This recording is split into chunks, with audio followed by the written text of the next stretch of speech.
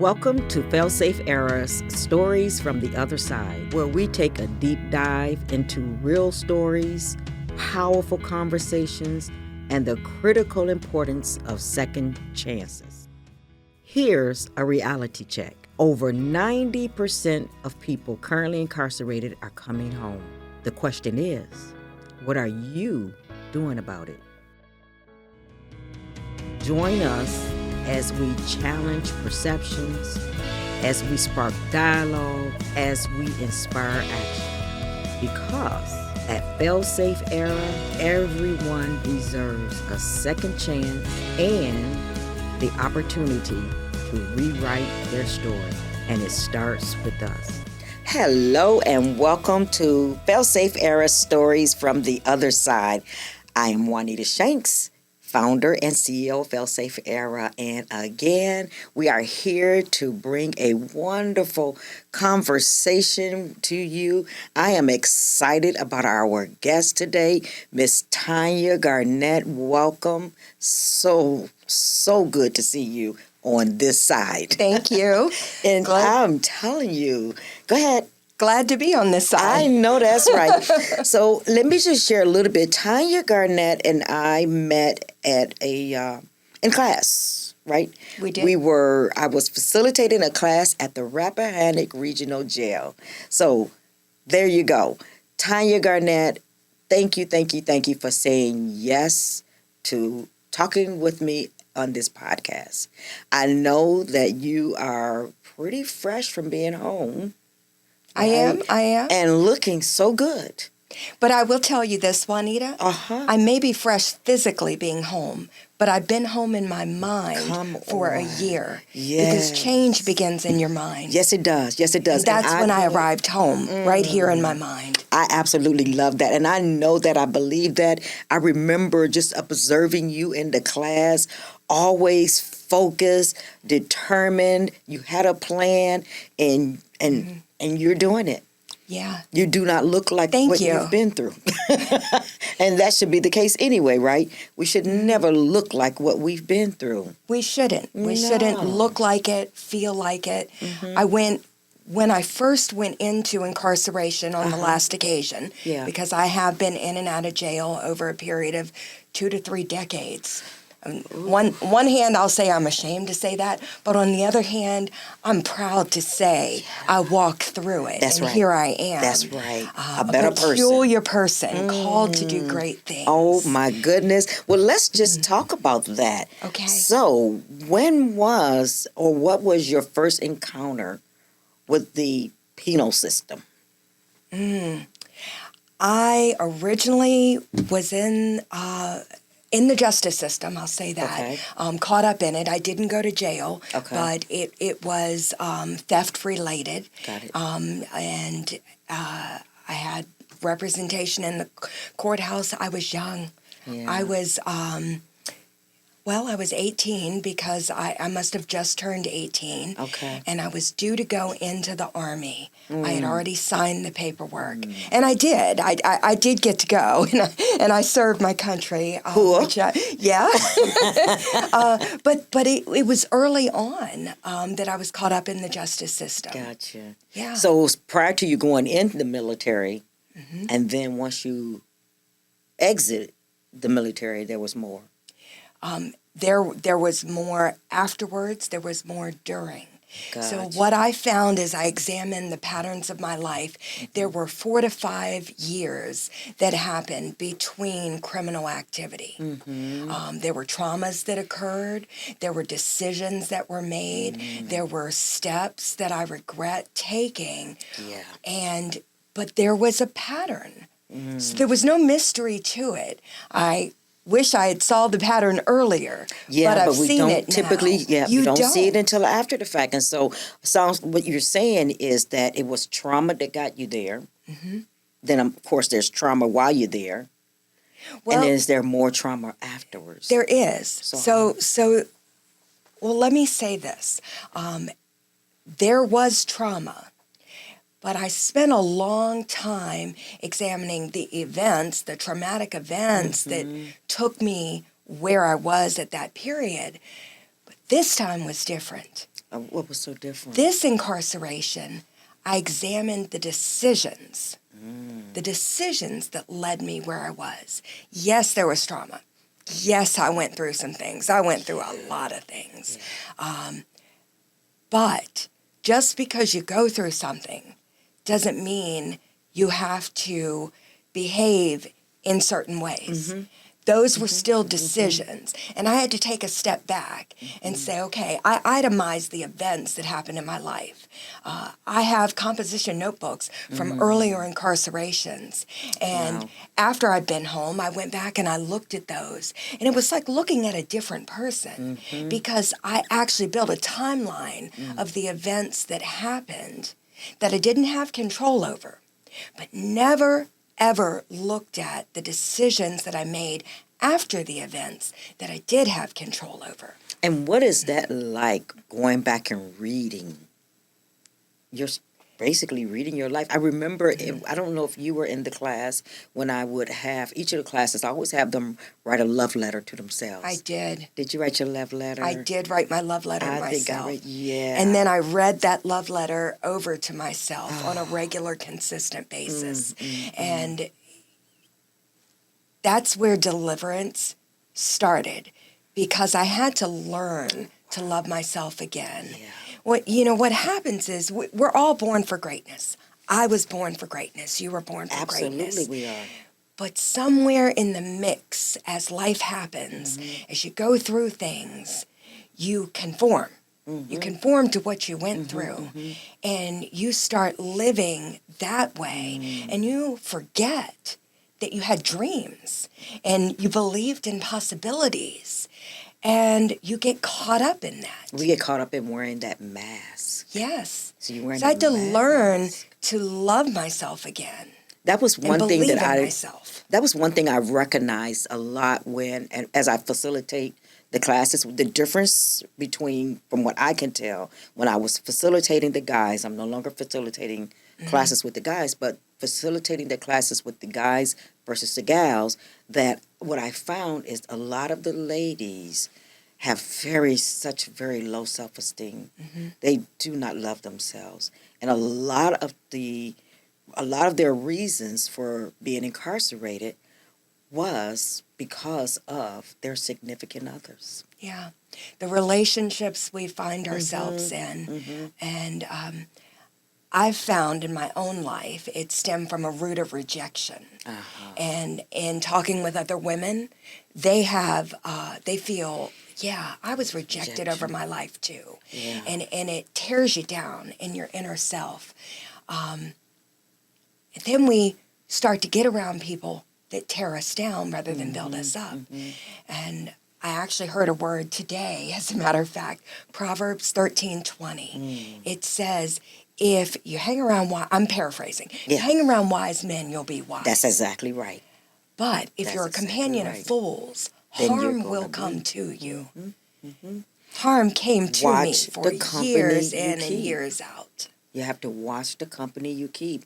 So can you tell our audience a little bit about your crime of choice, I guess is the best word to use that, or why you were incarcerated, and for how long, and what changed? What did that do for you? Sure.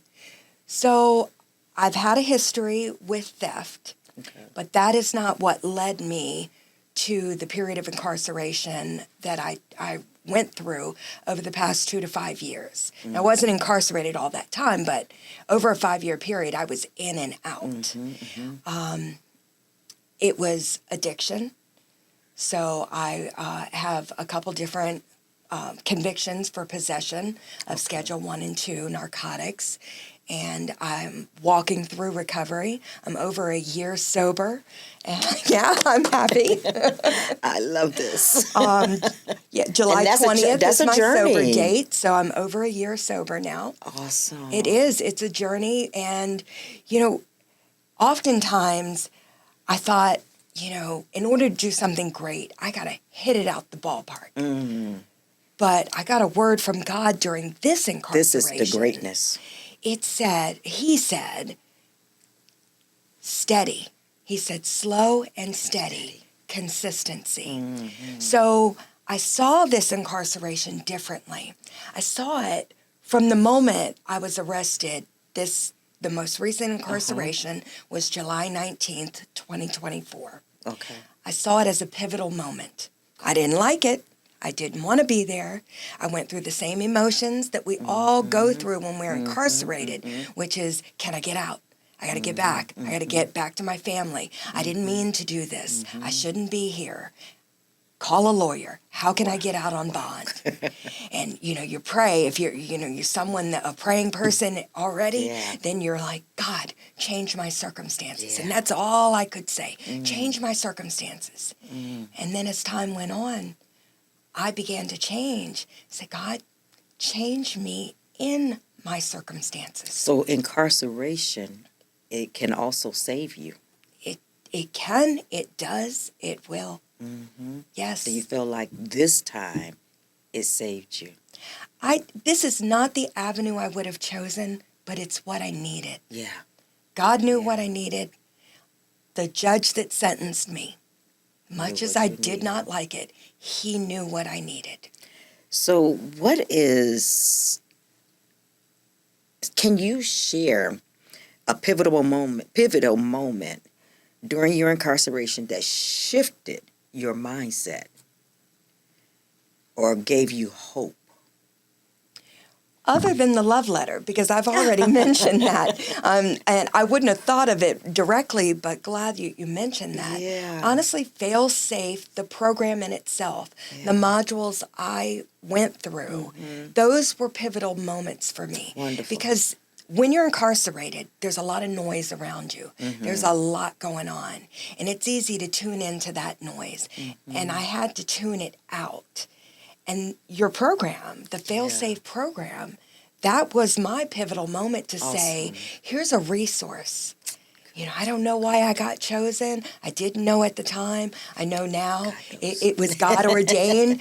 However, I was fortunate because you can only provide for a certain number of people at a time. Absolutely. And, I was in that percentage of people. And it was my pivotal moment to say, Tonia, you have a choice. You can change now, or you can keep hoping you're going to change. You could take control over the decision and, put forth the behaviors that are going to make the change. One of the courses that you introduced took me through deciding what my values were. Yes. My top values. 5 values. Yes. God, family, integrity, sobriety, and career. Oh. Those were my 5 top.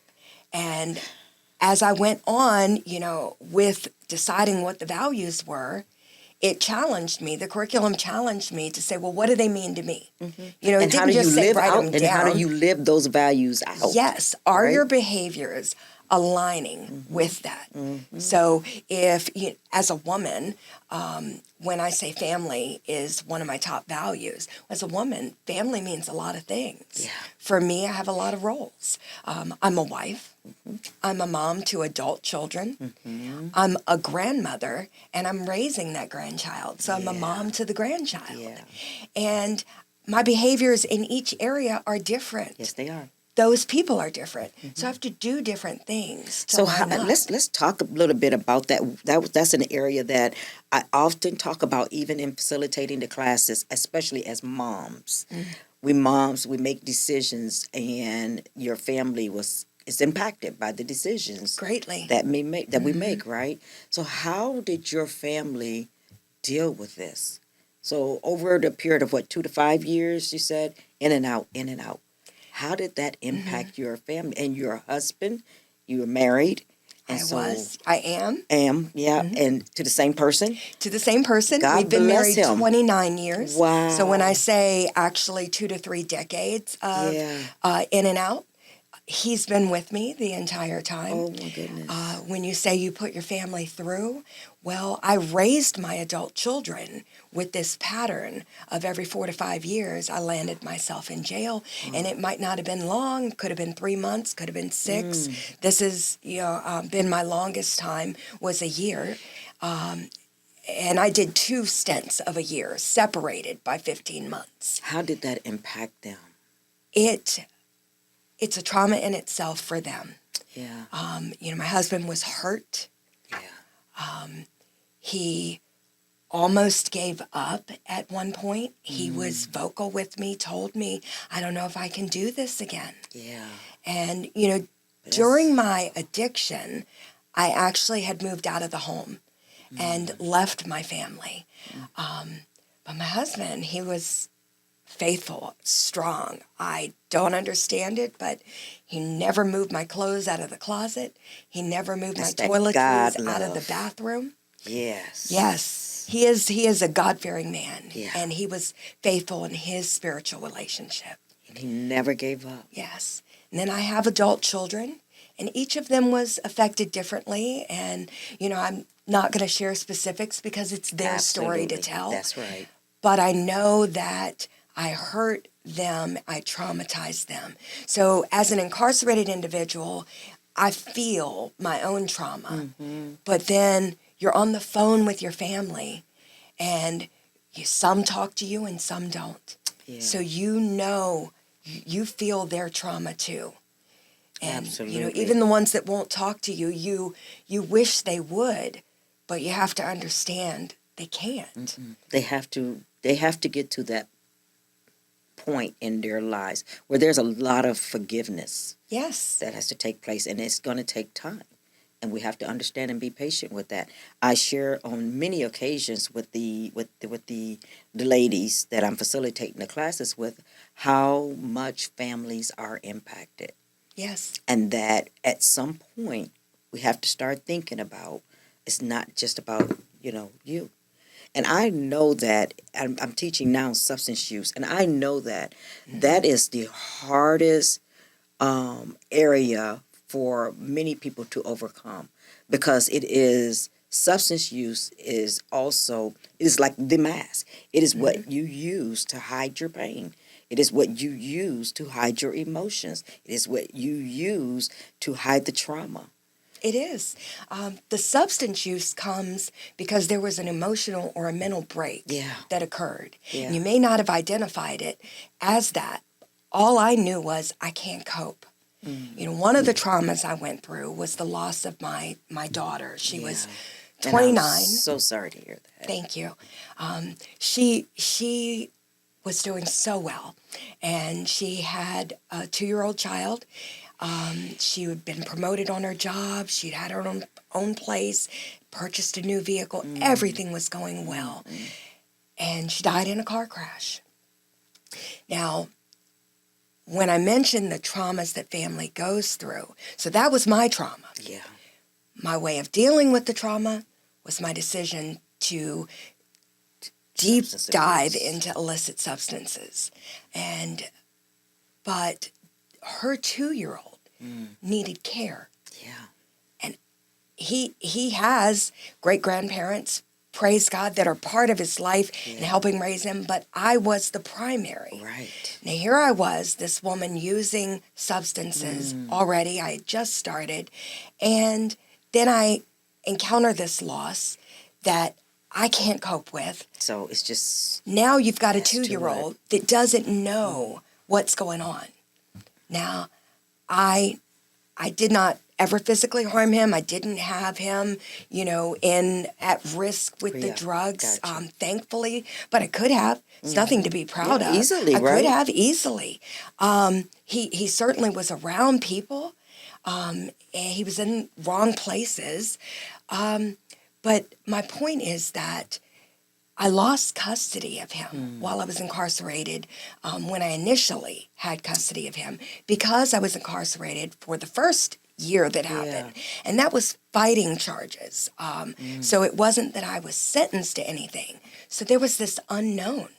So everybody's stepping in trying to take care of him, my husband and the great-grandparents, and they were more than adequate, gave him all the love and which is provision a and blessing. everything. Everybody Not every woman that. has that. That's exactly right. Many women lose custody to the state, to strangers. And you'll never see your kid ever again.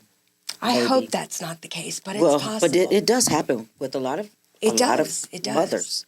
When they What go I through the would say, system. though, to mothers that are afraid of that happening is, I got custody back. So there's a good, a cheerful, a joyful end to everything that I've walked through so far. Good for and there you. always will be. Good for you.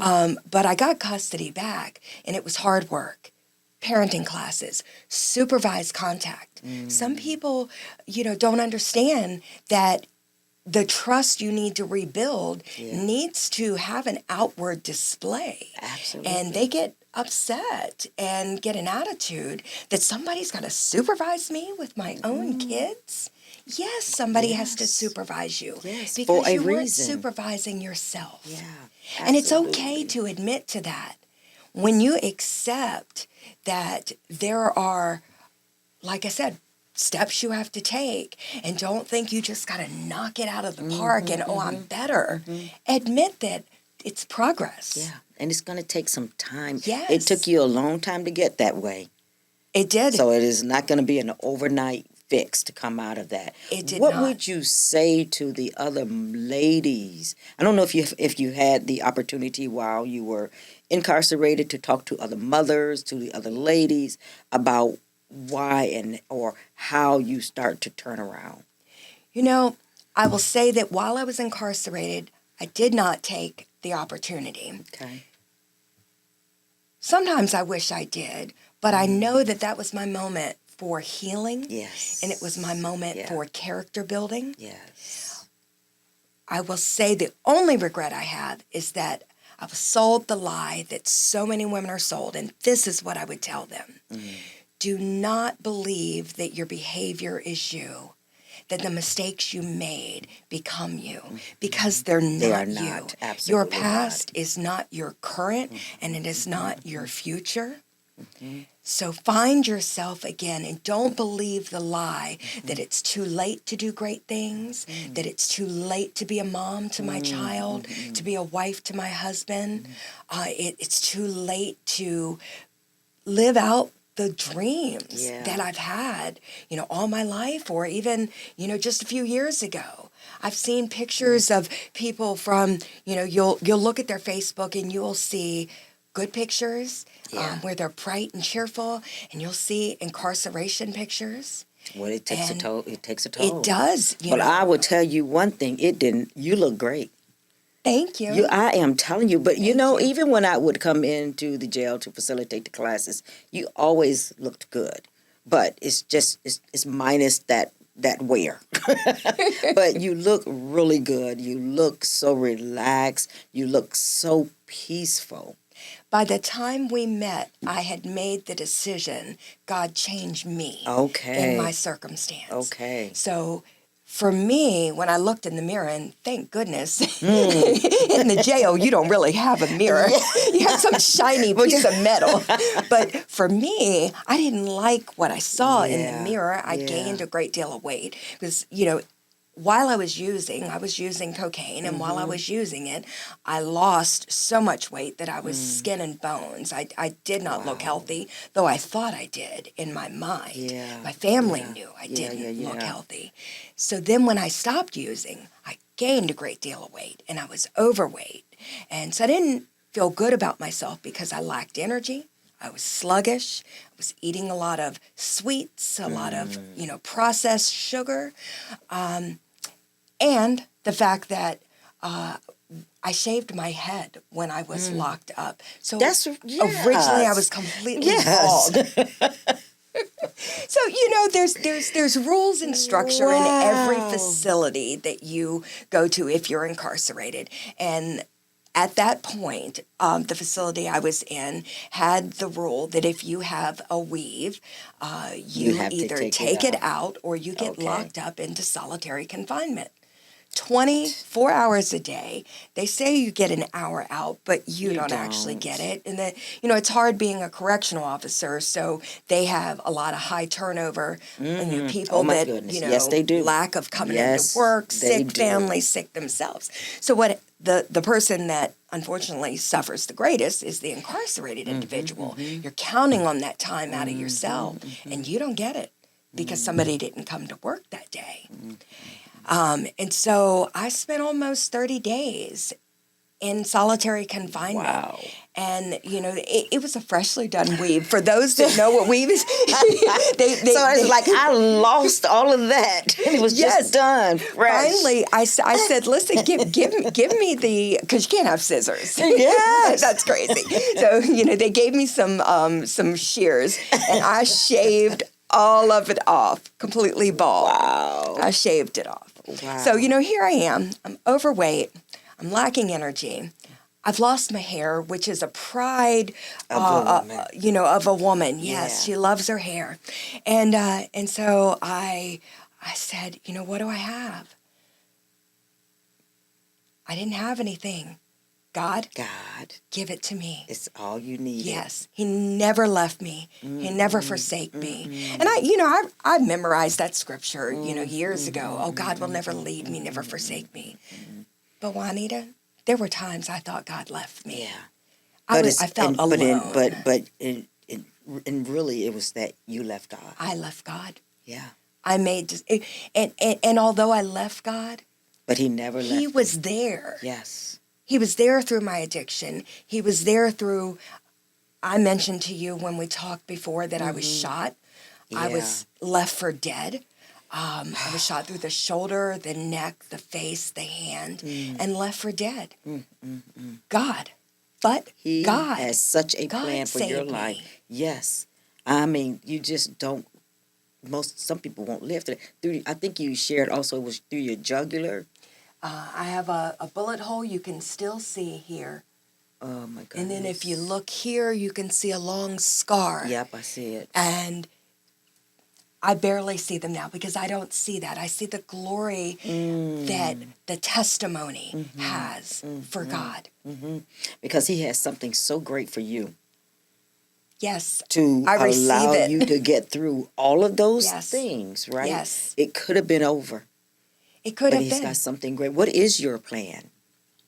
So I have a short-term plan, a mid-term plan, and a long-term plan. All right, let's hear So for right now, I'm going to be focusing on writing, taking care of my grandson, being a wife and a mom. Very good. I am focused on family and home and inner development. Yes. My midterm plan is I'm going to work with FAILSAFE. I am so happy. This is I'm so excited. Wonderful. You all better get ready, get ready, because here comes Tonia. It's fruitless to go through traumas and not use them to help someone else. And we have so many people that if they could just see you, and if they can just hear your story, right, that I am sure so many others may have a similar story, and then to see what you're doing now, how you're looking, the actions that you have taken, you have your family back, you have just your blossom, and it just takes surrendering, basically. That's what it is. That's what it is. Yeah. Rather than being so concerned about tomorrow, I cast all my cares on God because He cares for me. Yes. And I had to release it. So did you always have a relationship with God? Didn't always, but as an adult, I did get saved in my early 20s. Okay. And said, Lord, come into my heart, Jesus, come into my heart. And I was active in the church. Okay. You mentioned earlier when we started talking about Mass. Yeah. I was active in the church. I volunteered with local nonprofits. I had a outstanding career. Remember the pattern, 4 to 5 years. And then I something happens. Something happens. Well, those 4 to 5 years, I was wearing a mask because the trauma that started as a young child, that's why we've got to get them early. You don't know what people are going through. I know. That's why we are sounding the alarm. And that's why PGI, Preventing Generations of Incarceration, that is why it's so important to work with our youth. Yes. And you're right, young. Yes. As early as elementary even. Yes. That's where the pattern starts. And something, there was some sort of event that cause that pattern. Adverse childhood experiences. Yes. And children, teenagers, young adults, they're afraid to talk about it. Mm-hmm. It's not and cool. We need to talk. I don't want to admit. I know, but we have to talk. And then as grown adults, we look at bad behavior and blame. We cast blame for bad behavior rather than taking a step back and analyzing how'd they get there. Yeah. How'd they get there? And you know, we're guilty. I know that it took a long time for me as I was creating, developing, forming FAILSAFE. I didn't tell people. Yeah. I didn't tell people I had a son that was incarcerated, that he had done this or he had done that. Wow. Because I was wearing a mask. That I was ashamed, right? But when I started telling the story, people became more supportive. People wanted to give more. Yeah. People would come out of the closet. There were so many people that I was able to have conversations with who in high places would not want others to know that they've either been impacted or they have a child. But because you opened up. They would whisper, you know, where were you? I'm like, no more whispering. Incarceration impacts everybody. In one way, shape, or form, it does not care if you're a male, a female, black, white, whatever. It impacts everybody across the board. Yeah. But I tell you, we have to, understanding that we cannot be silent to the whys, the traumas that caused it, and talk about it. Because you're talking about it, it's going to help some child. Yes. You're talking about it's going to help some teenager. Or you're talking about it's going to help some adult to come forward and say, oh, by the way, you're right. And if I don't release this, it's going to keep festering. And I'm really basically passing it on to the next generation before you can break it. I'll tell you in 30 seconds that a trauma I went through as a child, sexual molestation, I did not remember it until 2019. Wow. I'm in my late 40s. All I knew is I didn't have a lot of memories from my childhood that were positive. Yeah. And I was angry. And I would tell people, I don't know what I'm so angry at. Wow. I had great parents. You suppressed and I all did. of that. I had suppressed the memories. 2019, my mother passed away. The abuser came to her funeral. Wow. And whoa. And when you saw the When I saw them, everything came flooding back. Wow. You know what I think would be so great is if when we are in the justice system, when you are ready to hand down this sentence or when a person has committed a crime, is to why not have some conversations? Yeah. This is where restorative justice comes in. Yes. Why not have some conversations about why did you do this? And I'm not saying that everybody's going to come clean about, well, and even if they did, well, way back when my this did that or whatever. But I think we need to start digging a little deeper. I think about even my son. I believe that if he had treatment versus incarceration, because drugs I just believe you need treatment. I don't believe you is need an answer. incarceration. Yes, it is. Now, what treatment?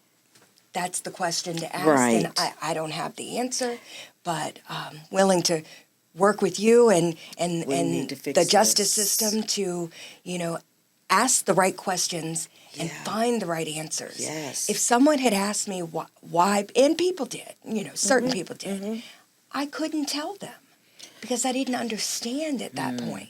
Well, we just cannot arrest our way out of every situation. Some charges, and again, yes, we can work together, but some charges requires you need some form of treatment. Do you really feel you have, from what I heard from you, everything that you've done, the reasons why you were incarcerated were not real violent types of crimes? I never committed a violent crime. I didn't commit a crime against a person. As I said, some things were theft related. Yeah. What I found after I discovered I was an addict, which, like I said, that's my past 2 to 5 year period with illicit drugs, is that I had been using some form of substance from a young child forward. And whether it be alcohol when, I was 11 years old and being abused, I would sneak that shot of whiskey off the counter, or whether it be pain relievers I was legally prescribed. Yeah. And then, as time goes on, like I said, the traumas that occurred 2019, 2021, those are what led me into illicit drugs. So what should parents be looking for when their young persons are headed that direction? What do you feel? What do you wish you would have shown, said, done? What do you wish, say, your parents would have seen to stop that? I was crying out for attention through behavior of withdrawing. Okay. I went from a vibrant child to a quiet child. Okay. So Then I all kinds of went signs. from, as I got a little older, I went to acting out, sneaking out at night. Those are the things. Any odd behavior that doesn't line up with the values you taught them. And you know what? I believe there, and I don't know the number, but I do believe there's a high percentage of that where young ladies were traumatized at a young age. I know I'm one for sure. Yeah. But traumatized at a young age that caused them to make different decisions later. I think that, when you think about the Me Too movement, some people wonder, why are you coming out now and saying something? Or some people are wondering, should I have said something back then? So then you beat yourself up about, should I have said something back then? Because most of the time you did know. You knew. Yeah. The environment wasn't receptive to speak Exactly. out. I said that I served in the military, loved the experience, recommend it for anyone lacking direction in their life. Yeah. I think it was wonderful. But I was exposed to sexual abuse. I was raped in the military.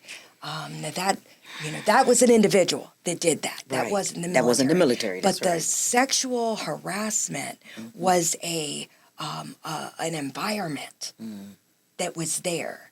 So now we're talking, I don't know how things are today. So to put some dates to this, I joined the military in 1989.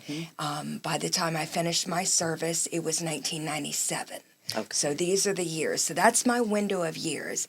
And even when I didn't re-sign paperwork to rejoin, the company commander, we had a new company commander at the time, actually called me and said, because I was in my reserve status at that point where you go to weekend commitments once a month. And he called and said, why aren't you going to sign back up? Is there anything I can say or do? And I said, to be honest, no. My experience with the unit is that I have been oppressed by the men I've been around. I've been given jobs where it's put me in a position to be sexually Harassed. Yes, and I even said touched. Wow. And I was told, thank you for sharing that with me. That's it. That's Wow. Wow. Meanwhile, as a woman, we have so many roles. That hurt. But I'm a mom. I'm a wife. I have a job. So I couldn't put it on the back burner. I couldn't afford to We address just put it. it on the back burner. Yep. That's So I didn't that's a big address thing that that. we do as moms, as women. Is we are a lot of times we are not first priority. You're exactly right. My order is, of course, God, me, then my family. But in many cases, it took me a while to get there. But in many cases, it was God, my family. Well, actually, at first, it wasn't even God first. It was family. Right. It was I just hear family. you. Then me, maybe, depending on the situation. Then God. But it was, I don't know that many of us put us as number one. Yeah. As moms, as women. It is always about how can I take care of you. My responsibility is to make sure you are okay. That's right. But no, because if you're not okay, then they're not going to be okay. There's a reason when you're on an airplane and the stewardess says to you, Absolutely. If something happens, put your mask on first. That's the reason. If you're not well, you can't help your kids, husband, friends, no one. Absolutely. So let's talk about as you were re-entering back into the community after being incarcerated. What would you say was your most challenging, the most challenging part of just re-entering back in? What were some of the challenges, or how did you navigate coming home? I was afraid. When I walked out the door, I was hit with fear. Wow. Because I was suddenly in the world again. Yeah. Where nobody is deciding when I wake up, Yeah. when I go to bed, when I'm allowed to go outside, when I'm not. And I had a fear of, am I going to make the right decisions? You know, I had to trust God. That's how I navigated it. Yeah. And then in terms of like behavioral steps, I came out and I built a schedule. So was this the way you did it each time you would come home? No, it's the way I did it this time. And this time works. Yes. Before, I would come out and say, I'm okay. Yeah. I'm free and I'm okay. Let me live life again. Yeah, not so. No, it doesn't happen that way. What is the one thing you wish people understood about life after incarceration that most people just don't get? Incarceration is trauma. So you may have already been through trauma, but once you're incarcerated, it's traumatic. I mentioned, the noise around you, and I'm not talking literal noise, though there is literal noise. I'm talking events that you have to endure that you're not used to. Yeah. You may not be used to physical fights that happen around you. Oh, my goodness, I'm sure. You're not used to a 9x12 cage. You're not used to the slamming of the doors and the click. I know. So I would say those that haven't been incarcerated understand that there is an emotional trauma that has occurred. And though many may believe, well, you made the decisions that brought you there, so it's not supposed to be easy, it's supposed to be hard. Of course, it's supposed to be a learning opportunity. But does it have to be a traumatic opportunity?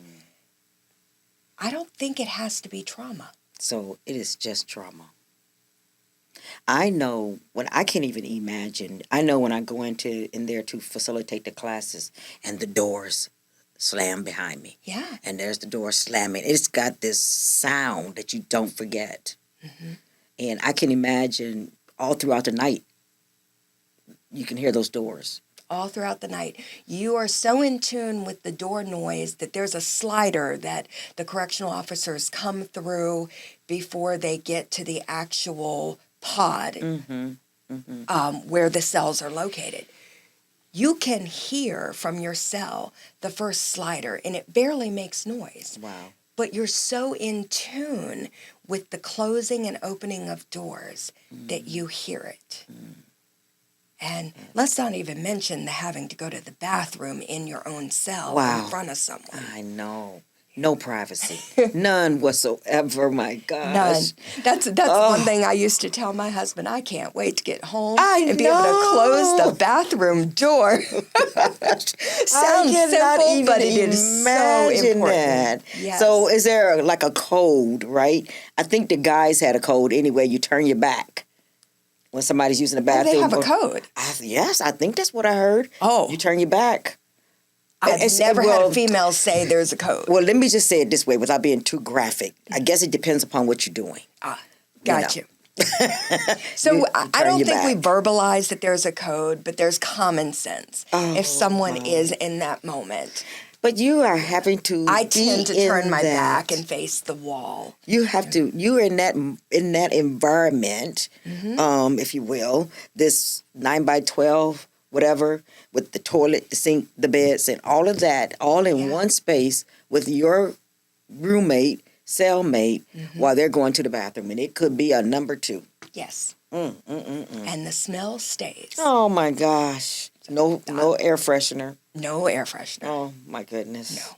Oh my goodness. That should be enough, right? To make somebody not want to come back. You would think so. But the damage that people have gone through in their lives. Yeah. No. Incarceration is not the answer. No, it is not. But here's the thing, and I think you heard me say this, that I used to share with my son, is that, when you have gone back and forth, at some point you have to realize that you are a total and complete failure at committing crime. Yeah, or you wouldn't be there. Yeah, you keep getting caught, so stop. Yeah. Stop, because you're not good at it. Now, let me also say that I do believe some people do need to be incarcerated. I totally agree with that. Because they are threats to society. Yes, totally agree with that. No doubt, there is a purpose for incarceration. I totally agree. But it should be rehabilitation, even though. my last incarceration, I don't think I would have taken the time to change. Yeah, had you not been there. Had I not been sat down. No, I agree. There's some healing. There's some salvation in there. Because had you not gone, who knows where your life would have been. Yeah.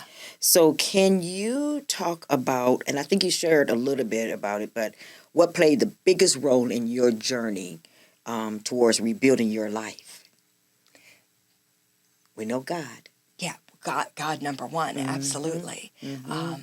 Well, I will say... Family support. My desire to not affect my grandson in a negative manner. Yeah. My desire to not hurt him. Yes. He lost a mom. He doesn't have a biological father in the picture. Why would I hurt him more? One that cannot protect himself. Absolutely. So that was my driving force. That's your anchor. That's your anchor. That's what you hold on to. Yes. Knowing that he needs you. And then beyond that anchor of, that was my why. My how began with the FAILSAFE program. I signed up for everything that I could, and there wasn't much that existed. But if a sign-up sheet came out, I signed up for it. Good for you. And that went on. I was in a jail setting for, 6-7 months where there wasn't access to much. Then I went to a DOC setting that was a work camp, and their focus was sending inmates into physical work. So there were no classes, nothing to sign up for there. So we had access to a library, self-help books. Even in the jail setting, we had a tablet. Yes. And there was a free side and a paid side to that tablet. And on that free side, there were sermons. Stephen Furtick is my favorite to watch. So I'll put that plug in right now, Good. Elevation Church. And there were substance abuse courses. So even if I had not gotten into the FAILSAFE course, I say to anyone incarcerated, look around you. Don't be distracted by the playing of the cards and the cooking of the noodles and the flips and the swoles. There's a recipe for everything. Don't be distracted by, hey, I'm just here. This is my life. But decide. You dictate what your life's going to be, even though you're incarcerated. Absolutely. Because it's temporary. And that's the thing. Whether it's 1 month, 1 year, 10 years, 20 years. I hope it's temporary. And if you could get through the pain of the temporary, you're going to find another version of yourself on the other side. The only way you can guarantee that tomorrow is going to be better than today is if you're investing in yourself while you are there. While you're there. Yeah. Oh, my goodness. You have such a message that I would love to take you back in with me because so that they can see that they can see the hope in you, because that's what they need to be able to see. I can talk, they listen, but it's something different about somebody who's been there. Yeah. And they can see the change. Could you tell the audience, just even look into that camera and tell the audience, or if you could just give one piece of advice to someone who is just coming home, what would that be? Your life is not over. You have a future. You were born for greatness. You're a peculiar person. And I would say to you, don't let your failures speak for you. Wonderful. I love that. I absolutely love you. Thank you, Tonia, for joining us today on Stories from the Other Side. I know that I am looking so forward to us working together, and I would tell our audience, stay tuned. There is much more to come from Tonia. I am excited what we are going to do. Her story is going to be coming out more, and you don't want to miss it. Thank you again for joining us on Stories from the Other Side. I thank Tonia Garnett for joining me here today. It has been wonderful. I hope that you will enjoy what you've heard, because there's so much more to come as Tonia continues to share her story that is going to help so many other people who have been impacted by addiction or incarceration. So again, thank you for joining us. Stay tuned for the next story. Goodbye. Bye. Thanks for listening to Stories from the Other Side. Change does not happen by chance. It happens because we make it happen. Second chances aren't just about those coming home. They're about the future of our communities. Get involved, speak up, take action. Our communities are counting on it. Until the next time, be the difference. FAILSAFE-ERA Stories from the Other Side are sponsored by... One of the things that keeps great leaders up at night is how to take a solid team and make them better. Well, we can help you figure all that out. Learn as a team, grow as a team, and have fun doing it. At Blue Stallion Solutions, we meet you where you're at and we take you where you want to go. Blue Stallion Solutions isn't just a company, it's a movement. Ride with us today.